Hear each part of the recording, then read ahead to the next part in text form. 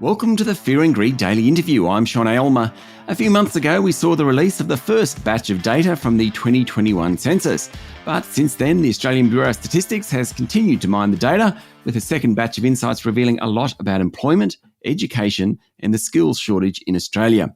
Simon Kuestenmacher is the co-founder of the Demographics Group and almost a regular here. Simon, welcome back to Fear and Greed. It's great to be back. So let's just get a sort of a macro picture to begin with from the census. The big employers in Australia, things like healthcare, retail, construction, education, I think those four make up about 40% of the workforce. Is that something that's fairly stable in the Australian economy? Well, so traditionally they are the big growth sectors. We do know that healthcare will forever onwards be the fastest growing sector in the Australian economy, simply because we are aging at a rapid pace. And the aging of the population is, of course, very labor intensive. Half of the population over the age of 85 requires assistance with activities of daily life. So we do know that it is expensive to grow old, but it is also freakishly labor intensive to grow old. Okay, so certainly healthcare is going to stay in that top bucket for quite a while. Are there any other occupations that are more likely to come into it? I think just from memory might be software programmer all of a sudden appeared in the top 20 job list. What are the types of new jobs we're seeing? It's all these professional services jobs, finance jobs, IT jobs that have been absolutely booming. Remember that the census was held during lockdowns and it was awkward to onboard new staff via Zoom, but it could be done. So we've seen those so-called skill level 1 jobs, those university level type jobs boom at a very, very high rate, whereas so-called middle skill jobs grew slowly and low skill jobs were obviously the first ones to be culled during the pandemic when hospitality businesses, for example, couldn't operate. Okay, so it leads us into the whole skills debate and skills shortages, which seems to be not just a major issue in Australia, an increasingly significant issue for Australia. Absolutely. You want to remember why the skills shortage actually occurred in the first place. Our economy got pretty much used to growing by adding about 180,000 net new migrants to the country every year. We kind of had this pipeline in mind as we planned for our infrastructure, for our jobs and whatnot. And all of a sudden we had a year, the first year of the pandemic, where instead of growing by 180,000 workers, we lost 90,000. So that means there is all of a sudden a gap of 270,000 folks in the economy. And that was only the first year of the pandemic. So that has gotten worse. On top of this, we are now in a stage where we see this big cohort of baby boomers slowly moving into retirement. So we have a big cohort leaving the workforce, and the other end of the workforce where young people enter the workforce, they're dominated by Gen Z, which is a really small generation. So everything is kind of sort of working against the Australian workforce. On top of this, the biggest generation, millennials, are finally now starting to have kids at scale. That means for at least a year, maybe a bit longer, you have the average new millennial mom temporarily leaving the workforce. So that means we are creating pressures on the workforce, on the bottom end, on the top end, in the middle, and it is absolutely everywhere. Wow. It is so broad. This is probably an ignorant question, Simon, but are there certain skills areas which are particularly hurt, or is it broad-based? Well, particularly low-skilled work is missing all of a sudden because you have people, those millennials, they are now moving away from the early career stage where they might have worked in hospitality. While they worked in hospitality, they gained qualifications to enter higher earning, higher skilled jobs. And so they leave this gap behind in the lower skilled. So if you're trying to staff a hotel, a cafe at the moment, that is, funnily enough, actually harder than it is to staff a IT company. Wow. Pretty incredible, isn't it? I mean, it must have amazing flow-on social effects, be that, people saving for homes or people taking holidays, or I'm not quite sure, but, when you have this incredible crunch it must flow on to more than just the jobs market. Oh, the skills crunch is everywhere. It impacts the quality of life. And in many corners, the rich people suffer is a strong word here, suffer from this. If you think about those traditional paradise towns, your Margaret River, your Sorrento, your Byron Bay, whatever is out there, these towns are now dominated by rich folks. More and more people move there for lifestyle reasons because working from home meant they can actually work remotely permanently. And they moved to those beautiful places, assuming that their high earning capacity enables them to constantly go to a cafe, to have their house cleaned by people, and so forth, to rely on all of those low-income workers to provide services for them. But they drove up prices in those regional paradise towns, and all of a sudden, they can't consume the services that they sort of rely on and have to do those things themselves or wait longer for their coffees. So there are flow-ons effect even throughout the class, even though it is quite obvious that the more lower skilled you are, the lower your income is, the more you suffer.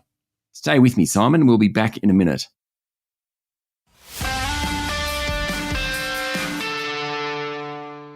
My guest this morning is Simon Kuestenmacher, co-founder of the Demographics Group.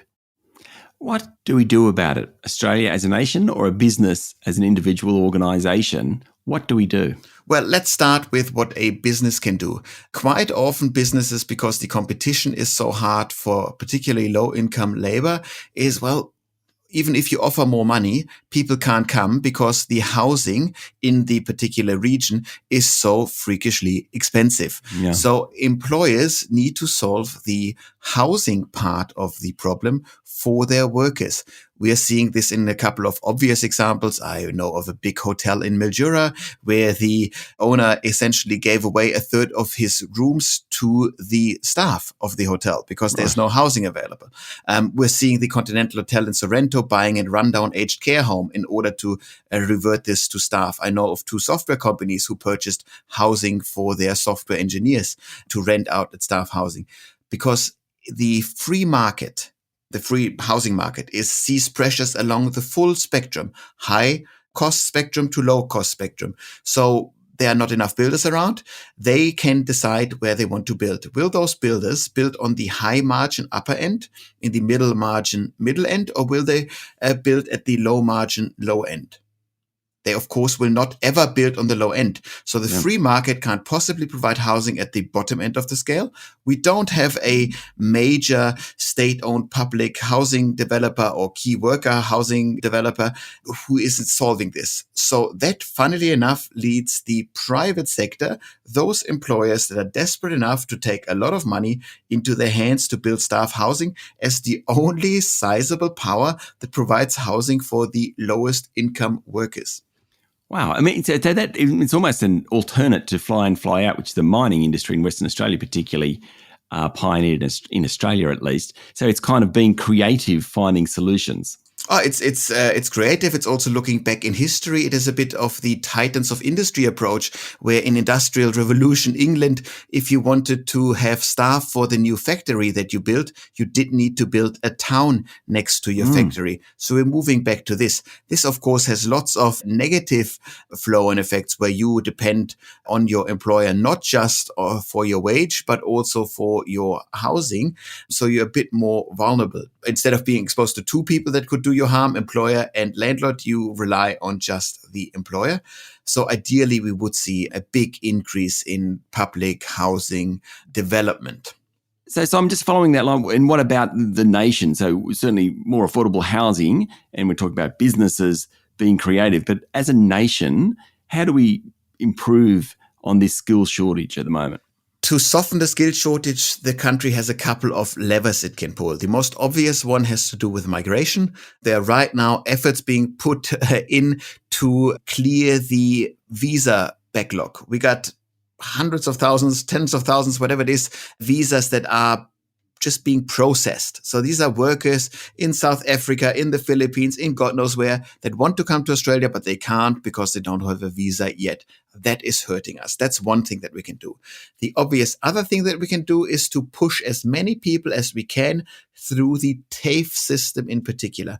We have heaps of skills that are missing in those, tradey manufacturing type jobs.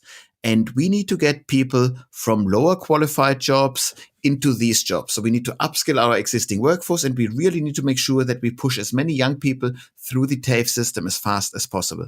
That would, of course, mean that ideally we make TAFE universally free. We make sure that those young people that go to TAFEs that might not have a driver's license, that they get free transport. You want to take all hurdles away so we can actually create skilled TAFE workers. That is crucial to actually be able to build all the infrastructure that we were willing to pay for according to our budgets. But if you add all the state and federal budgets together, you just have to laugh if you look at the infrastructure pipeline, because there's no way that we could possibly build all the stuff that we are willing to pay for. Okay, now a lot of these jobs would be hands-on jobs. What about those that are remote? So people working from home. And I'm not sure whether these are the middle schools or the high schools or the low schools, where it sort of fits in, but it's a different cohort in a way, because they don't need to be close to their workplace. How will that change things? The working from home phenomenon is just wonderful to watch in the data. If you look at the 5 censuses before the 21 census, it was always just over or just under 5% of the Australian workforce that worked remotely. And that included farmers who kind of live on their farm. And that then during the pandemic, August 21, shot up to 21%. So we quadrupled the share of the Australian workforce that works from home. And if you look at the industries that did work from home at a much higher rate, so higher than the average of 21%, was financial services, insurance services, 2/3, 66% worked from home. Almost no one went to the office. And this is across the whole country, whereas only Melbourne and Sydney to a degree were under stricter lockdown conditions. So only half of the country was under strict lockdown conditions.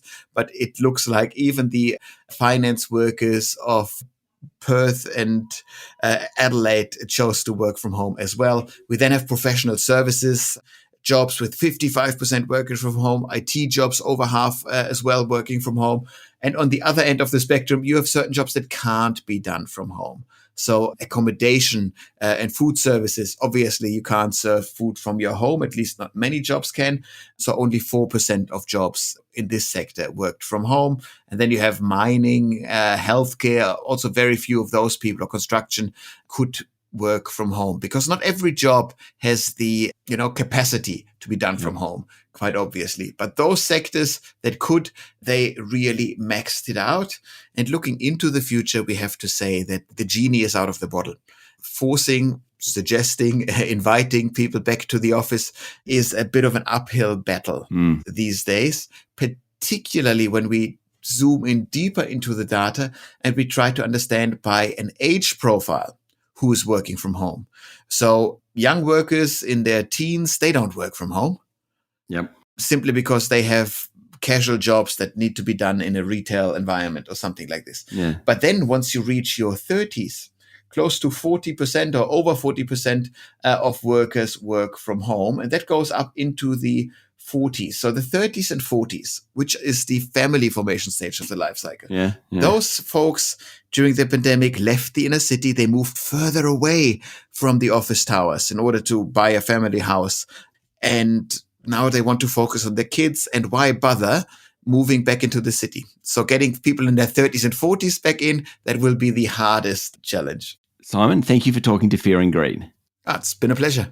That was Simon Kuestenmacher, co-founder of the Demographics Group. This is the Fear and Greed Daily Interview. Join us every morning for the full episode of Fear and Greed, Australia's most popular business podcast. I'm Sean Aylmer. Enjoy your day.